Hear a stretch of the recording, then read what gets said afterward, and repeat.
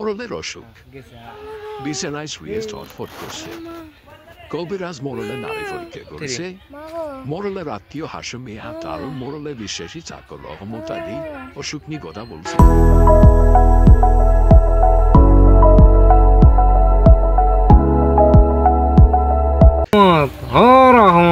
শুনছি, ভালো করে শোনো। এই কবিরাজ যতই মোরল সাহেবের নারী উড়ি দেখো, মোরলের নিস্তার নাই। অমন ভয় দেখাবেন না, তাহলে আমি হাউ মাউ করে কাঁদবো। কাঁদো, মন উজাড় করে কাঁদো। তোমার মোরল একটা কঠিন লোক। আমাদের সুবর্ণপুরের মানুষকে অনেক জ্বালিয়েছে এই মোরল। একজনের গরু আরেকজনের ধান লুইটা নিয়ে আজ ধনী। মানুষের কান্না দেখলে হাসে। তাহলে মোরলের ব্যারাম ভালো হবে না?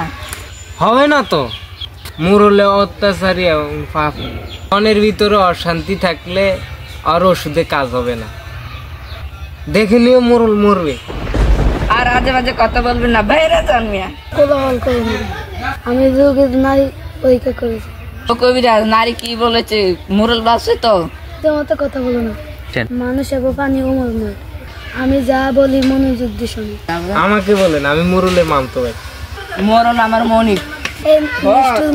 যদি বাঁচাতে চাও তাহলে কঠিন একটা কাজ করতে হবে। বাঘের চোখ আনতে হবে। আরো কঠিন কাজ। হিমালয় পাহাড় তুলে আনবো। তোমরা পাহাড়, সমুদ্র, চন্দ্র, সূর্য, নক্ষত্র কিছুই আনতে হবে না। চলে গেল আর ভেঙে গেল, আমাকে বাঁচাও। শান্ত হও। ও রহমত, মোরলের মুখে শরবত ঢেলে দাও। ওই মোরল আমার শখের মুরগিটা জবা করে খেয়ে ফেলেছি। আমি আজ ওর কাছে তো মুরগির দাম নিয়েই ছাড়বো। ভাই এসো, আমাকে ছেড়ে দাও। আমি সব দাম দিয়ে দেব। আমাকে শান্তি এনে দাও। তুমি কি আর কোনোদিন মিথ্যে কথা বলবে? আর বলবো না। তোমাকে মারতে আর মানুষের জগৎ করে না, আমাকে ভালো করে দাও। লোভে পাপ, পাপে মৃত্যু। কোনোদিন লোভ করবে? আমি অত্যাচার করবো না। না, আমাকে শান্তি দাও। দাও। তাহলে মনে সুখে শুয়ে থাকো, আমি ওষুধের কথা চিন্তা করি। কোথায় পাবো সুখ? কেন অন্যের মনে দুঃখ দিলে কোনোদিন সুখ পাবে না। আমার কত টাকা বড় ভাই, আর মনের দুঃখ কেন? চুপ করো। যত কোলাহল করবে তত দুঃখ বাড়বে। এদিকে আসো, আমার কথা শোনো। মরণের ব্যায়ামও ভালো করতে হয় রাতের মধ্যে। যদি আজ রাতের মধ্যে কি করতে হবে? যদি একটি ফতুয়া সংগ্রহ করতে পারো, ফতুয়া? এই ফতুয়া হবে একজন সুখী মানুষের।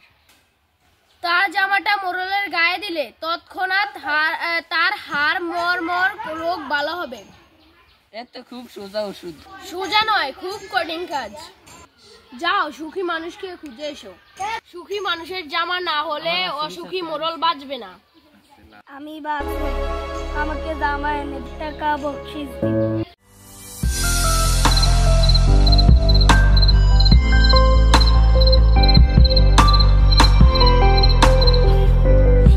5 গ্রামে একজন সুখী মানুষ পেলাম না।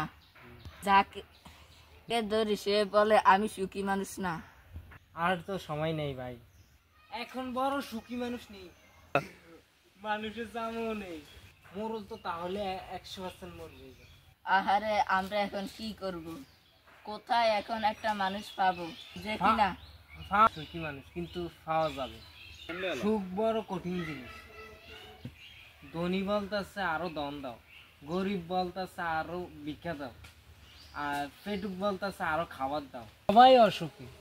আমরাও বলছি মোরলের জন্য জামা দাও, আমাকে বকশিস দাও, আমরাও অসুখী। চুপ চুপ, ঘরে জানি কাজ। ভূত নাকি? চলো পালিয়ে যাই। করতে পারলে মাছ ভাজা করে খাবে। এই যে ভাই, ঘরের ভিতরে কে কথা বলছে? বেরিয়ে আসো এক্ষুনি। ভূতকে ডাকবেন না। তোমরা কে ভাই? কি চাও? আমরা খুব দুঃখী মানুষ। তুমি কে? আমি একজন সুখী মানুষ। হ্যাঁ, তোমার কোনো দুঃখ নাই? না, সারাদিন বনে বনে কাঠ কেটে সেই কাঠ বাজারে বিক্রি করে যা পাই তা দিয়ে সংসার চালাই। মনে সুখে দিয়ে গান গাইতে গাইতে গাইতে গাইতে শুয়ে পড়ি, ঘুমে রাত কাটাই। বনের ভিতরে একলা ঘরে তোমার ভয় করে না? যদি চোর আমার কি চুরি করবে? তোমার সোনা দানা জামা জুতো হা হা করে পাগলার মতো হাঁটছো কেন ভাই? তোমাদের কথা শুনে হাসছি, তখন চোরকে বলবো তোমার সব নিয়ে যাও। তুমি সত্যি সুখী মানুষ? আমার মতো এত সুখী নয় তো কারো জীবন।